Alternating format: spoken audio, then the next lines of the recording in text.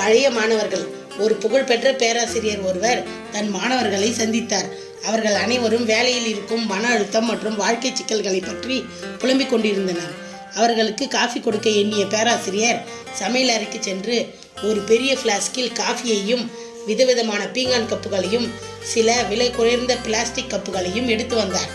மாணவர்கள் அனைவரும் போட்டி போட்டுக்கொண்டு அழகான விலை உயர்ந்த பீங்கான் கப்புகளை எடுத்தனர்.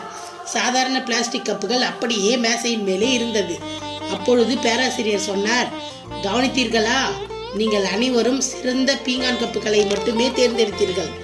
உங்கள் பதற்றத்திற்கு காரணம் இதுவேதான். உங்களுக்கு தேவை காஃபி தான், கப் அல்ல. ஆனால் உங்கள் கவனம் காஃபியை விட அந்த கப்பின் மீதே இருந்தது. வாழ்க்கை என்பது காஃபி போன்றது. வேலை, பணம், அந்தஸ்து ஆகியவை அந்த கப்புகள் போன்றவை. அந்த கப்பை ரசிப்பதை விட காஃபியின் சுவையை ரசிக்க கற்றுக்கொள்ளுங்கள் என்றார். இந்த கதையின் நீதி, நாம் எதை வைத்திருக்கிறோம் என்பதில் மகிழ்ச்சி இல்லை, நாம் எப்படி வாழ்கிறோம் என்பதில் தான் மகிழ்ச்சி இருக்கிறது.